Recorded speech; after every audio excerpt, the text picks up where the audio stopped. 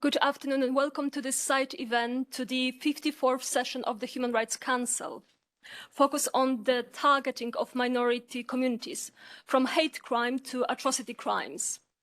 I would like to thank our co-sponsors, the Physicians for Human Rights, the Coalition for Genocide Response, and the Permanent Mission of the Grand Duchy of Luxembourg. Recent years have seen an increase in atrocity crimes around the world. And in many cases, of course, those atrocity crimes followed hate crime, hate speech against minority communities.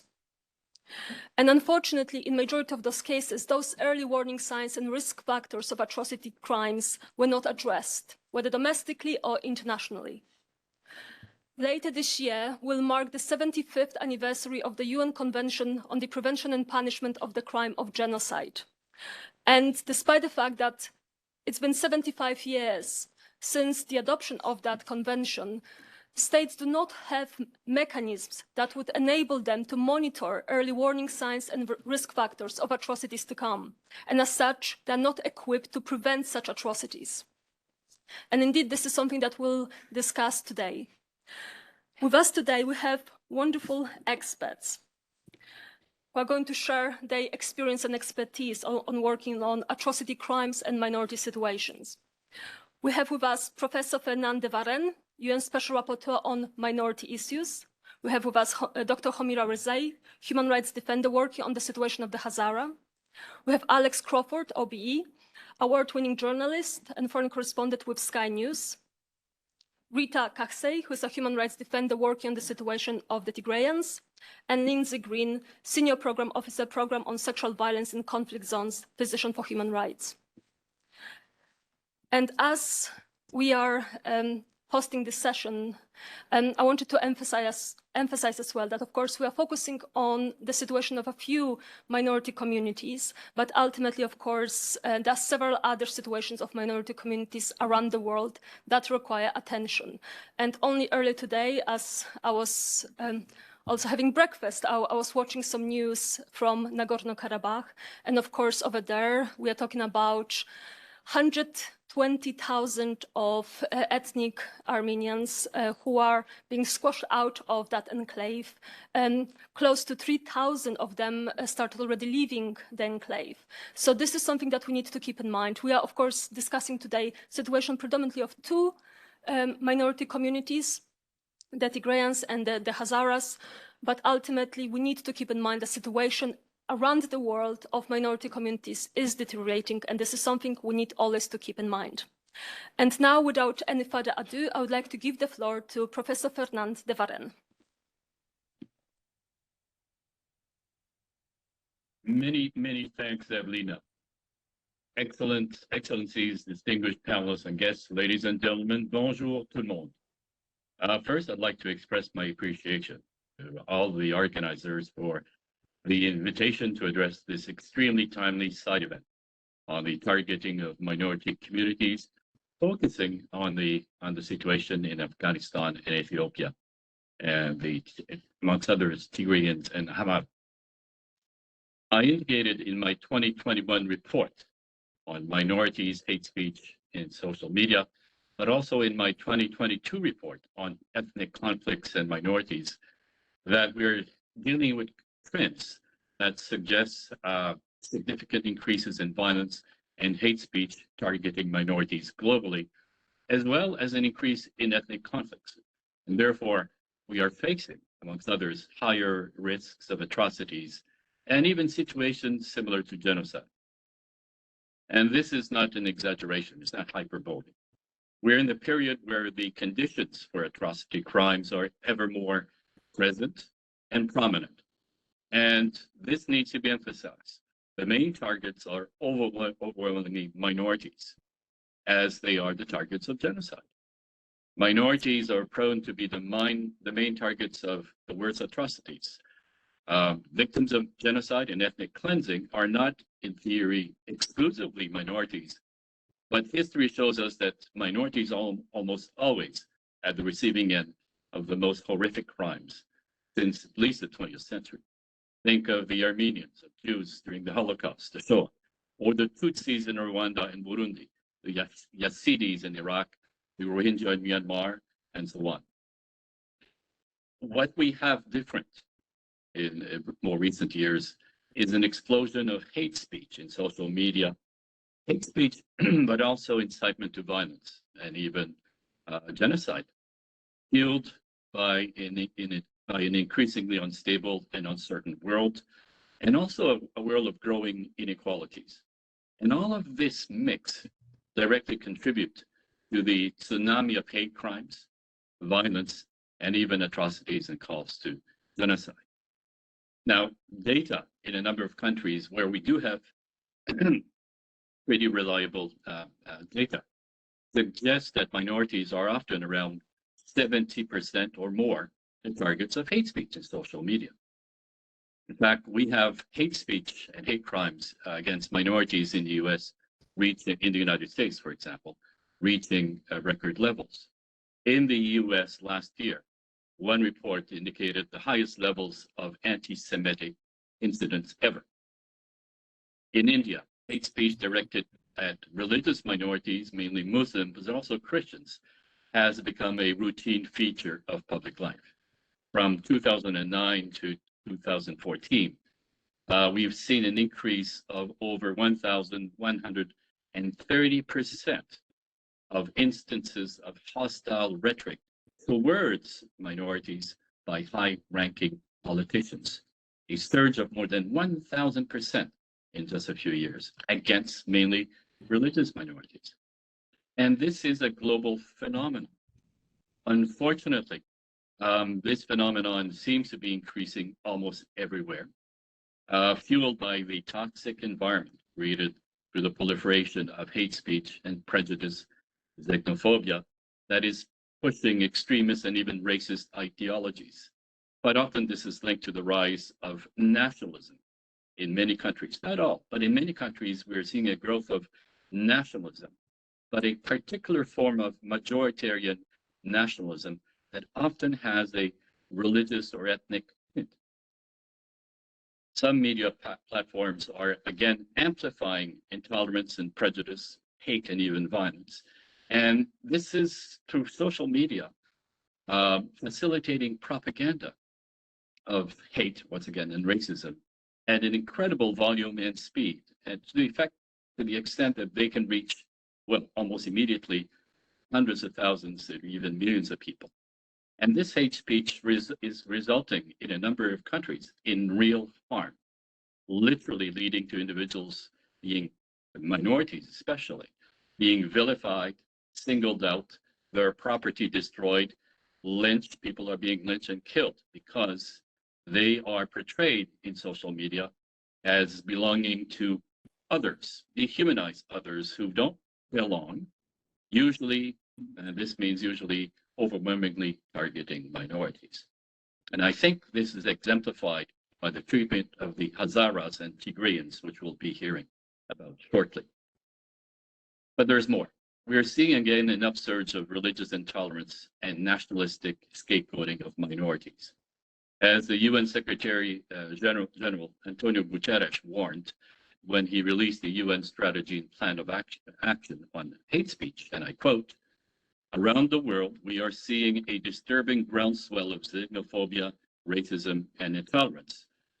Public discourse is being weaponized for political gain with incendiary rhetoric that stigmatizes and dehumanizes minorities, migrants, refugees, women, and any so-called other," end of quote.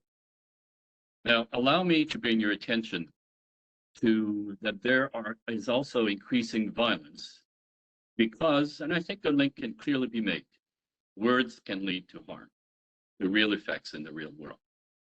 There are consequences to hate speech. There are consequences of these increased risks of violence and atrocities committed, once again, not exclusively, but mainly against minorities. But there's also effects, consequences in relation to conflicts and even attempts at genocide. It seems everyone is ignoring or not actually recognizing that there are today more armed conflicts than at any time since the Second World War. Most of these are internal conflicts, and most of these involve minorities. The world is also setting new records in relation to the number of displaced people. We have some 100 million people this year who are displaced. And many of these displaced are displaced because of the conflicts I just mentioned. Conflicts often intimately connected to minority issues and grievances around the treatment of minorities. And the number of displaced that we have today is actually at another record-setting level, which we do not recognize sufficiently. We have more displaced people than in any other time in human history. I think 2 or 3 times the number of displaced that we had during the Second World War. And this is contributing to increased pressures and humanitarian crisis everywhere, and pressures on borders and in neighboring countries, which are unable or unwilling to absorb these desperate people. So what we tend to forget or insufficiently focus on is many of these displaced are in fact minorities. Think of the Rohingya, who are denied citizenship in Myanmar because of their ethnic or religious backgrounds. So the denial in all of the situations I've described is often the denial of the human rights of minorities that is central. And this is true also in relation to the treatment and the atrocities experienced by the Hazaras in Afghanistan and Tigrayans in Ethiopia and other minorities in many countries. Unfortunately, there is in most instances at the United Nations a failure to focus on the plight of minorities such as these. And in some cases, there's even denial, quite frankly. One UN official told my mandate to not intervene in relation to the Tigrayans in Ethiopia, because according to this UN official, they're not a minority. You have to keep out. Tigrayans, according to this person, have a history of dominance. So therefore, my mandate had no place to say anything about hate speech or exclusion or discrimination or abuse against the Tigrayans, because this person at the United Nations did not consider them to be a minority. I will be very frank and say that I think as an institution, the United Nations in many respects is failing. As the United Nations Secretary General in fact recognized during the anniversary of the UN Declaration on the Rights of Minorities, that the international community has been negligent when it comes to minorities. Because when it comes to dealing with the human rights of minorities, including the Hazaras and Tigrayans, we're not focusing on their rights, despite they are being members of communities which are amongst the most marginalized and vulnerable in their countries. So that's why in my last report to the UN Human Rights Committee last March, I presented a draft proposed global treaty on the rights of minorities, which deals specifically with hate speech, clarifying who are the minorities so that governments or the United Nations can simply disregard the treatment of vulnerable communities. I also had identified the specific rights of religious, ethnic, and linguistic minorities, the issue of citizenship for them as a human right, and setting out conflict prevention standards that would not only allow states to better understand and implement a proper application of international human rights standards for minorities, but also avoid the unfortunate lack of recognition and action by the UN itself. There should also be a focus on conflict prevention at the United Nations offices in New York that deal with conflicts. And this requires expertise on minority issues, which are in fact one of the main causes of conflicts around the world, on how to deal with grievances and denial of human rights as a driver of conflict in order to be able to prevent conflicts. Because right now, ladies and gentlemen, let's be honest, such expertise currently does not exist in the United Nations structure, despite most conflicts involving minority issues. I repeat, there is no UN expertise at all in New York on minority issues as a form of conflict prevention, despite most conflicts today actually involving such issues. And to conclude, I have to say, because until and unless we focus on minorities such as the Hazara and Tigrayans and others specifically and directly, we will continue to fail to guarantee any real or effective protection, with the risks that entails in terms of abuses and even atrocities. And we need to focus the attention they deserve at the United Nations and the international community. Thank you, and merci beaucoup, Evelina. Thank you very much, Professor de Varenne, especially for emphasizing the global phenomenon as an issue that is yet to be addressed. And of course, your incredible work over the last 6 years, at least, on focusing on the situation and making sure that, of course, there is more focus, especially here, including with the UN Forum on Minority Issues, and of course, the last report with the proposal. So we hope to follow up on this all. And now I would like to give the floor to Dr. Homira Rezai, and I would like to remind the speakers we need to, we have 7-8 minutes. There is an event just after this one, and we have to finish on time. Sure. Excuse me. Thank you very much, Evelina. Today, the 25th of September, marks the Hazara Genocide Memorial Day. This day serves as a painful reminder of the horror that have befallen the Hazara community, a persecuted ethnic group subjected to relentless violence and discrimination in Afghanistan. 130 years have passed since the Afghan king, Amir Abdurrahman Khan's brutal campaign led to almost 2/3 of the entire Hazara population being massacred, while thousands of Hazara women and children were sold as slaves. On October 1893, the Times London reported that 10,000 Hazaras were sold in the Calcutta Bazaar of India. This is just one report. There are many other reports narrating the brutality that the Hazaras went through in the 1890s. The suffering of Hazaras did not end there, unfortunately. They continued to face widespread human rights violation, targeted killing, forced labor, land grabbing, and massacres.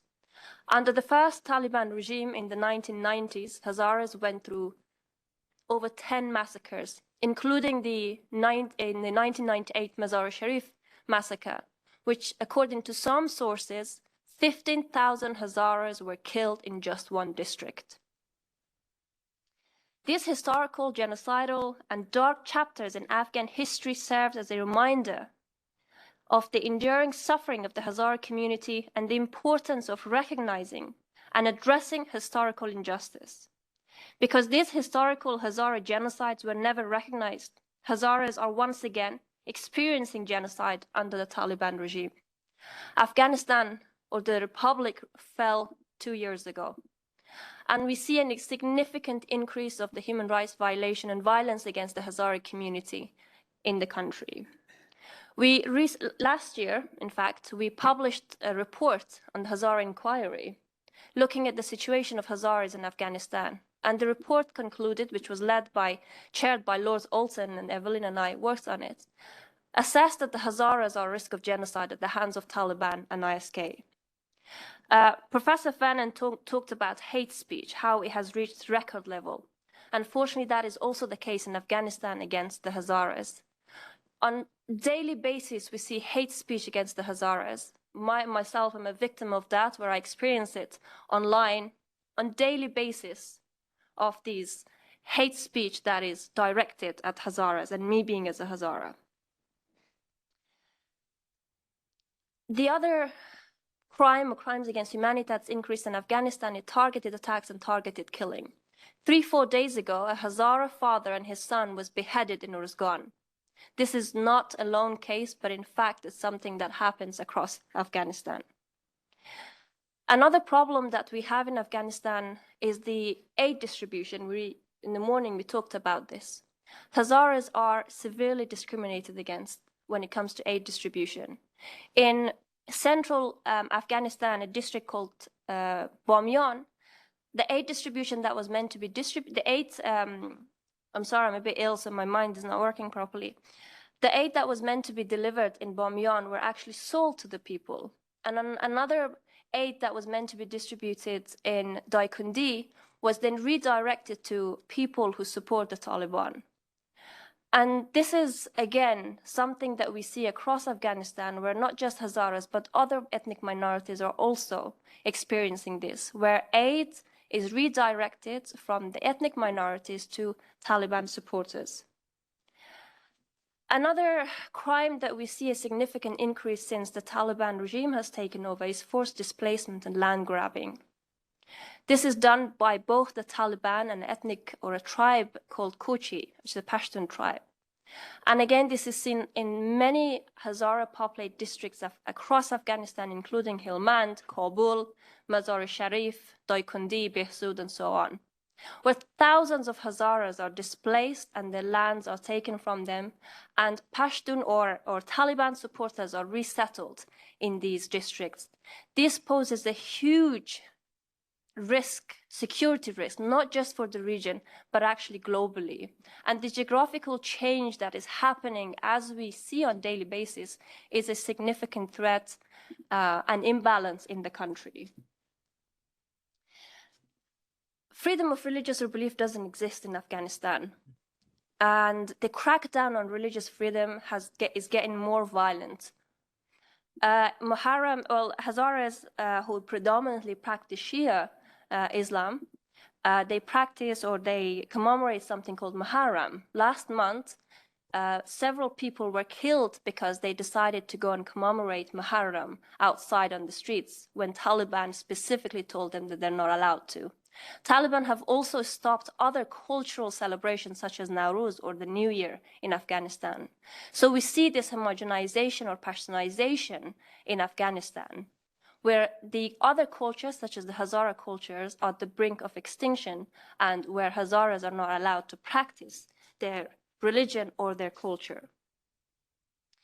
Given the severe risk Hazaras face in Afghanistan, we would like to urge the United Nations to take immediate actions addressing human rights situation of Hazaras in Afghanistan and adopt appropriate measures to protect the community against risk of genocide and crimes against humanity. United Nations and state members must formally recognize the Hazara genocide, acknowledging the historical suffering as well as the ongoing genocidal campaign against the community. We ask for a special session of the United Nations Human Rights Council to discuss, as a matter of urgency, the situation of the Hazaras and adopt a resolution ensuring that the community will be protected against such heinous targeted attacks. The UN must launch an immediate investigation into the targeted killing of the Hazaras and Shias in Afghanistan and use instruments under the international law to address and put an end to the perpetual killings of Hazaras. Also, a monitoring mechanism for aid distribution must be put in place and introduce new aid initiatives that will benefit the Hazara, responding to the current gaps in assistance available to the communities. I end here. Thank you very much, Homira. And indeed, Homira mentioned the Hazara Inquiry Report, which was published last year, and many of the recommendations are not implemented to this day, so we'll be sharing it after the event as well. And now I would like to give the floor to Alex Crawford, OBE. Alex, the floor is yours. Thanks very much, Ewelina, and I'd just like to reiterate everything that Homira has contributed thus far. Just to explain a little bit about my recent background, I've had multiple trips to Afghanistan before and since the Taliban took over. I've been covering Afghanistan for 20 years, and most recently in the weeks leading up to the fall of Kabul to Taliban, and then immediately afterwards, I spent a number of trips there, and I specifically reported on the Hazara persecution. Later on, I'd like to touch a little bit on Yazidis, because that's another area that I've been focusing on very, very recently, and I think needs urgent attention. But first, the Hazaras. I found exactly what Homira was saying, was that they had a fragile shield of protection when the UN were there, when the international troops were there, a very fragile shield, because they were still targeted in that period before the Taliban most recently took over. But once the Taliban took over, it was open season on them. It was very bad news for the whole of the country, particularly women, but Hazara women were specifically targeted and specifically badly done by the removal of the international troops and the small protection that they offered. Not only were they targeted and are still currently being targeted by the Taliban, but they are also targeted by the Islamic State branch, ISK. And the areas where they live are very well known, particularly in Kabul. And there's little protection, there's little security. The Taliban are at pains to say how much security has improved since the international troops left and they took over. That is true because the Taliban themselves are not laying improvised explosive devices and setting off bombs against the international troops, which more or less used to kill many more civilians than international troops. But they do not protect the Hazara and the Hazara community. If you could indulge me just a little bit, I want to play a little bit from a recent report that I did on the Hazaras, just so that you can visualize the numbers involved and that put faces to this persecution. Dear, if you wouldn't mind playing it now. They're all on the run, going from house to house to try to keep ahead of Taliban fighters bent on revenge. All of them worked for or were trained by the foreigners who pulled out nearly 6 months ago. Many have letters of commendation and pictures alongside their former foreign friends. Now they and their children are Taliban targets, feeling abandoned by former allies and hunted by those now in power. They left us behind and now we're not safe. So I ask the international community to please help us, either with our security here or get us out of here. In this place. She was shot. Yes. While she was traveling. Her mother was a soldier in the Afghan army, gunned down a few months ago. The rest of the family are terrified they're next. We are nervous for our security, our family. We don't want to go another country or any good situation. We want to live in safe situation in our country, but this is not possible. This is a video. The Taliban has searched my home. They say the Taliban promises of an amnesty for those who worked with the foreigners have come to nothing. But now one is unbelievable.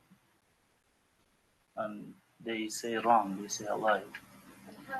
Among the group is the son of the female head of Herat's women's prison. His mother, Alia Azizi, disappeared nearly 4 months ago, and they've not seen her since. He breaks down, telling us they think she's being held by the Taliban because she's a woman and from the Hazara ethnic group. The meeting quickly splits up. They're all Hazaras. And very anxious, word will get out that they're here. They head back into hiding. So I hope that gives you some sort of sense of the persecution against them and how very, very frightening and helpless they must feel in a country where there is no rule of law. There is no rule of law right now. They have been very much forgotten, I feel, because the focus is quite rightly on the whole country, but it's extremely depressing for not just the Hazara, but generally the females in Afghanistan, that various countries are talking to the Taliban authorities, so-called authorities, and continuing to try and press forward with contracts and all sorts with them. This is not helping, particularly the Hazaras on the ground. If I could quickly move on to the Yazidis, because this is another persecuted minority that I feel is ongoing. It's a genocide which is ongoing. I recently, again, spent multiple trips there, most recently, and I'm going again in a couple of weeks.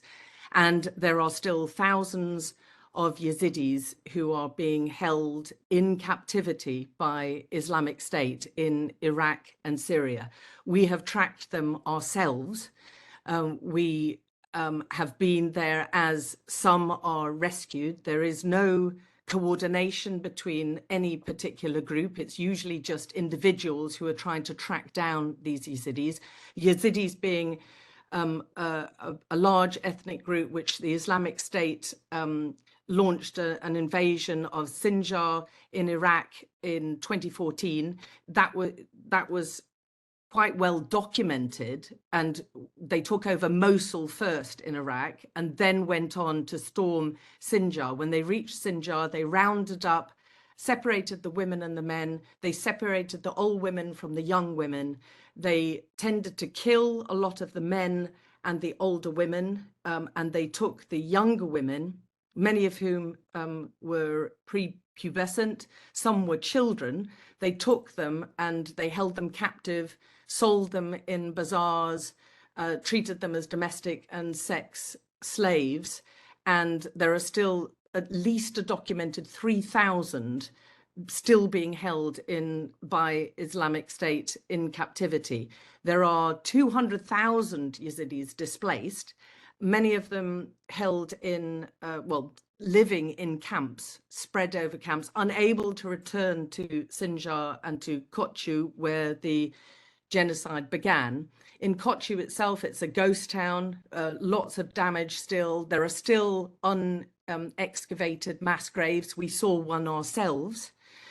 There are multiple witnesses and survivors who are ready and willing to give evidence and have given evidence, but there are very, very few genocide cases, a handful around the world. Given that there were multiple countries involved in fighting Islamic State, there is still, for instance, in Al-Hol camp, which is a camp for Islamic State supporters or Islamic State families, when I say camps, there are 50,000 people, at least 50,000 people in this one camp who are kept behind barbed wire and looked after by security guards, not allowed in and out because they are considered to present a danger to Iraq and Syria, but also to the outside world, who have got nowhere to go, and no country is taking responsibility for them.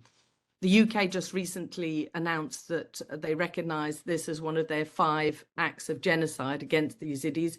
But overall, the international community, the United Nations hasn't, I feel, pressed enough on the ground to bring Islamic State fighters to justice, to hold countries accountable, to press for open and transparent trials for those Islamic State fighters who are still being held by, for instance, a Kurdish-controlled area in Syria and Iraq. I see I've run over time already, but thank you very much for giving me the opportunity, Ewelina, and well done for organising this gathering. Thank you very much, Alex, for all your work on documenting atrocity crimes around the world, but also for mentioning the Yazidis right now. And we need to remember that only last week it was announced that UNITAD, the very mechanism to collect and preserve evidence of the atrocities, will cease to exist beyond 2024. So this is something to keep in mind, that the atrocities are ongoing. This is not the end of the story. It is too early to conclude with this important mechanism. We need to find better ways and to make sure that once the survivors share important evidence with such mechanisms as UNITAD, justice and accountability must be delivered. We cannot just drop it halfway there. So thank you very much for mentioning it. And now I would like to give the floor to Rita Karsey. Thank you, Alina. I think I'd like to start by extending my solidarity with the Hazara community and colleagues here on the Genocide Memorial Day. Thank you for inviting me to speak about such a critical and urgent matter that deserves our attention. To highlight, Ethiopia has many minority communities, the Irob being one of them. I've worked with the Command, Tigrayans generally, and then minorities within the Tigray minority called the Kunama and the Irob. The Irob people have experienced profound suffering, and today their very existence still hangs in the balance. To give historical context, the Irob were targeted in the 1998 to 2000 Ethiopia-Eritrea border war. Irob is in a geographically extremely vulnerable area. It's between both Ethiopia and Eritrea, and is always the center for the wars whenever the two countries have conflict. So akin to those happening in Tigray today, to the attacks on Tigray today, the scars of that war, of the Ethiopia war in 2000s, still hang around, and where hundreds of our families were abducted and murdered and so on, and left without any form of justice. Today, fast forward to present day, the Irob community finds itself in yet another extremely violent situation. Nothing short of horrific. There are massacres in the villages, widespread rape of women and girls, looting of schools and health facilities, and destruction of private property, killing of livestock, and so on. These actions are predominantly done by Eritrean troops. On 2021, Christmas Day, we have documented 73 people who were massacred in Irob. I'll give you an example of two women in a town called Dauhan who were trapped in their houses when bombs were raining on them with their children on Christmas Day. And Eritrean troops approached their houses when they should have been celebrating. They asked them to identify their children and take them out. They then took 9 of their children beside a river and shot them dead, and prevented these women from burying their children for 3 days to instill terror in the community. We also have, as I said, conflict-related sexual violence that is taking place in Irob, or has taken place in Irob. In a town called Asimba, around 20 girls have been raped. And in the beginning of the war, women and girls were also abducted and taken to an area called Aiga, where for months and months, Eritrean forces would hold these women in sexual slavery. The sexual violence takes place in war as an extremely vulgar act, but the conflict-related sexual violence, as Lindsay, I think, will go into this later on, in Tigray was systemic, and it was a large strategy to destroy this ethnic group, the Tigrayans in general. Quotes like, "A Tigrayan womb should never give birth," "We're going to cleanse your bloodlines," and things like that were used to demonstrate this intent to destroy. Currently, the Irob are still under the occupation of Eritrean troops. Around 60% is still occupied. I lost my grandmother 2 weeks ago. She lived in the Irob region. She couldn't get any public transport to take her from Irob, where all health facilities are completely destroyed, to Maqala. It took her around 3 days to arrive. I met her in an emergency room, and she then should have been admitted to ICU instantly. But because of the destruction of health facilities across all of Tigray, she died in the emergency room without any adequate medical assistance. I gave the example of my grandmother, who's relatively old, but this is the case for young children and so on across all of Tigray. I think one of the main things that's extremely unsettling right now is, despite the Pretoria Agreement that took place in November 2022, there's still ongoing violence, and there is still sexual violence and so on, all sorts of violence across all of Tigray. This week, on Wednesday, I'm supposed to go to Irob to celebrate Meskel, a festival that Irobs widely celebrate. And I was called today and told that ENDF, so Ethiopian National Federal Forces, have retreated from that region, from protecting the border kind of areas, into the Amhara region, where there's another conflict. And it's uncertain what the Eritrean troops could do in that area. So I can't go and celebrate with my family for this reason. So, okay, to end with, that there's a massive lack of inclusion with minority groups like the Irob across any kind of dialogue, whether it's national, regional, international, sorry. And this goes back to the Algiers Agreement that happened in 2000, where the minority group were completely excluded in complete violation of Article 19 of the UN's UN's mandate to protect indigenous people under that declaration. The Independent Commission of Human Rights Experts on Ethiopia was set up soon after the war in Tigray to investigate the atrocities that happened in that region. This mechanism has been attacked by the Ethiopian government and the Eritrean governments as well, and has been unable to go into Ethiopia, into Eritrea, into Djibouti, Sudan, where all the victim groups are. This means that no one can really comprehend or be able to understand what has actually taken place without proper, adequate investigations. So I want to stress, to conclude, that hundreds of thousands of civilians have been murdered, either through direct killing or lack of medicine. Hundreds of thousands of women have been raped and left without assistance. We have a whole population still in Sudan and across Tigray that are displaced. And ICRI's report, in line with ICRI's report, the victim communities from any part of Ethiopia, not only Tigray, trust the government's transitional policy, and half of the victims of Eritrean troops are completely not accounted for in this transitional justice policy.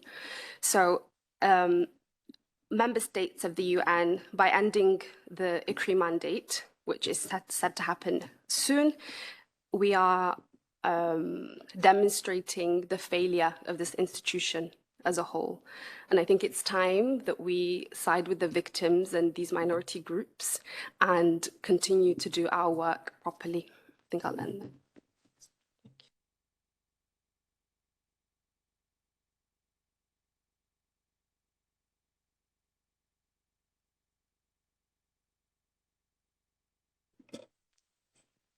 Something very important to emphasize. Of course, the Commission of Experts on Ethiopia has done very important work over the last 2 years, and really ending it right now, it's premature. There is much more evidence that needs to be collected, analyzed, and of course reported on. And that includes also the situation of the minorities within Tigray, as Rita already mentioned, Irob and others, Kunama and others. So this is a very important message to all states attending right now as well. There is still time to table a resolution to extend the mandate of the Commission of Experts on Ethiopia. And without this commission, it will be very difficult to secure justice and accountability for all the victims and survivors, and really to take this victim-centric approach, as we always hear in this place. And that is the most important approach here at the Human Rights Council. And now, without any further ado, I would like to give the floor to our last speaker, Lindsay Green. Thank you very much to the organizers and speakers for all of your important remarks and for drawing attention to this issue. Physicians for Human Rights works at the intersection of science, medicine, and human rights to ensure that rigorous methodologies and approaches are used to generate evidence that can be brought to bear in the documentation of human rights violations, and that this irrefutable evidence can be used to advocate for the rights of affected communities and to ensure that their needs are met. We often see sexual violence as a hallmark of how communities, particularly minority communities, are oppressed. Sexual violence is destabilizing to community structures and support, both in the short term and through the long-term impacts of these violations on both individuals and communities in terms of trauma, health, and stigma. All too often, the experiences of survivors are not documented at all or are documented in a way that compounds trauma. These factors lead to continued impunity for conflict-related sexual violence against minority and marginalized communities, and PHR has partnered with local organizations, researchers, and health professionals to promote accountability and justice by utilizing methodologically rigorous approaches to document conflict-related sexual violence against minority and marginalized populations in the Democratic Republic of Congo, Kenya, Iraq, as well as in Myanmar and Ethiopia, as I'll share shortly. One important recent example that's been brought up already about how sexual violence has been used to target, intimidate, and cause grave harm to minority communities is the clearance operations conducted against the Rohingya in Myanmar. PHR and partners worked together to document the widespread and systematic nature of violations committed by the Myanmar military and security forces against minority Rohingya populations in northern Rakhine State. And in research conducted by PHR in 2019 and 2020 to document the patterns and perpetration of sexual violence against the Rohingya through speaking with healthcare workers who provided them care in Bangladesh, we were able to show that women, girls, men, boys, and gender fluid and third gender people experience grave sexual and gender-based violence. This included multiple perpetrator rape, sexual humiliation, and other attacks on personal dignity, and sexual violence accompanied by other violent acts. All healthcare workers that PHR interviewed observed physical and psychological consequences of such acts against Rohingya survivors. They also found that they were unable to adequately address the widespread and profound physical and psychological after effects of this violence due to barriers related to infrastructure, communication, culture, and lack of resources within the humanitarian response healthcare system in Bangladesh. This research reinforces that the use of sexual violence is a tool to cause displacement, destabilize communities, and inflict long-term physical and mental health harms that often go untreated on minority communities. As Rita has also spoken about so eloquently, the situation in Tigray, Ethiopia offers another example of systematic sexual violence used as a tool to inflict grave health and human rights harms on minority communities and marginalized populations. PHR and our partner, the Organization for Justice and Accountability in the Horn of Africa, have documented through a systematic review of 304 medical records of conflict-related sexual violence that CRSV in Tigray is ongoing, widespread, and systematic. Within this sample of medical records we reviewed, conflict-related sexual violence overwhelmingly affected women and girls ranging in age from 8 to 69. Survivors identified perpetrators as largely belonging to Eritrean or Ethiopian armed forces, and accounts of sexual violence indicated that these violations were ongoing despite the signature of the cessation of hostilities agreement in November 2022. The sexual violence we documented was brutal. There were over 75% of the cases that involved sexual violence perpetrated by multiple perpetrators, and there were numerous accounts of survivors being held in captivity while experiencing sexual violence, and multiple survivors described the murder of family members, including children, before, during, or after rape. In addition to experiencing brutal sexual violence, survivors in Tigray face challenges and delays in being able to report and access healthcare, despite experiencing severe short and long-term physical and mental health consequences. A median period of 5 months transpired between the reported incident and survivors presenting at health facilities, reflecting both barriers to healthcare, as Rita has shared so compellingly, and likely underreporting of conflict-related sexual violence in this region.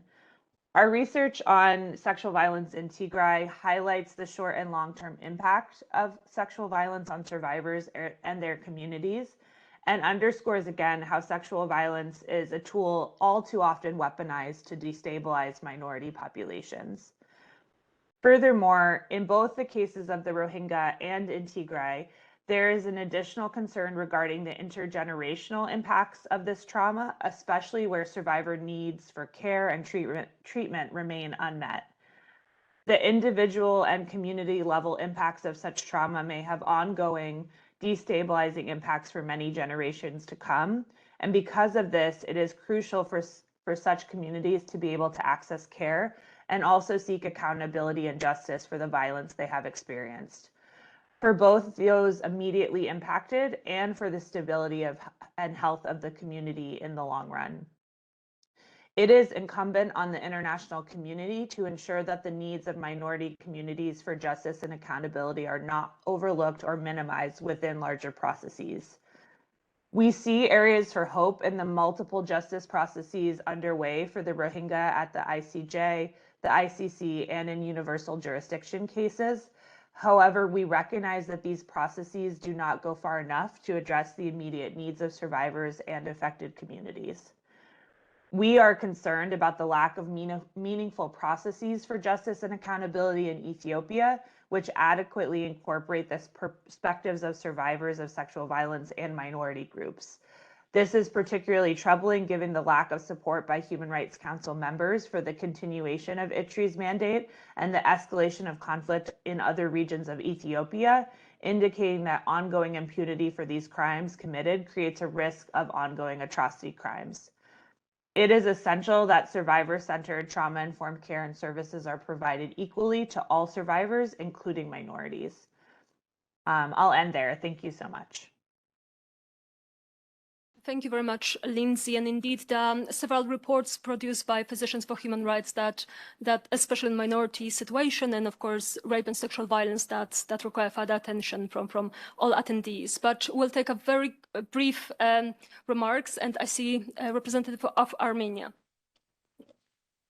Thank you, dear Evelina. And I would like, first of all, to thank all organizers of this event. And I would like particularly to thank you for inviting attention to the current situations that the Armenian population of Nagorno-Karabakh facing vis-a-vis the aggression that was unleashed by the authorities, by the armed forces of Azerbaijan on the 19th of September. And I would like in this regard also to say that there were a number of ICJ orders, and there was one of them amongst many was directed to the authorities of Azerbaijan to take all necessary measures to prevent the incitement and promotion of racial hatred and discrimination, including by officials and public institutions targeted at persons of Armenian national and ethnic origin. And on December 22, I would like to inform that the special advisor of the UN Secretary General, Madame Alice Waimirunderitu, alarmed that there is a high risk of genocide and atrocity crimes in Nagorno-Karabakh. And as we are speaking now here, there is an ethnic cleansing, a genocide in progress in Nagorno-Karabakh. So taking this into account, I would like to register that unfortunately in the past and present, we learned painful lessons and indifference and inaction from the international community. And unfortunately, the never again has yet remains a conceptual and aspirational goal. And in this regard, taking into account the legal framework, institutional toolkit, and human rights machinery, we would like to ask our prominent speakers what is missing, what needs to be done better in order to avert upcoming and current atrocity crimes. Thank you. Thank you very much. Unfortunately, the Secretariat is already here to tell us that we need to vacate the room. There is another event happening here. So unfortunately, please grab also the speakers after the session as well. We need to give the floor to the next event, which is organized on the situation of the Baha'i in Iran. Thank you very much, and a big kudos to all our speakers today.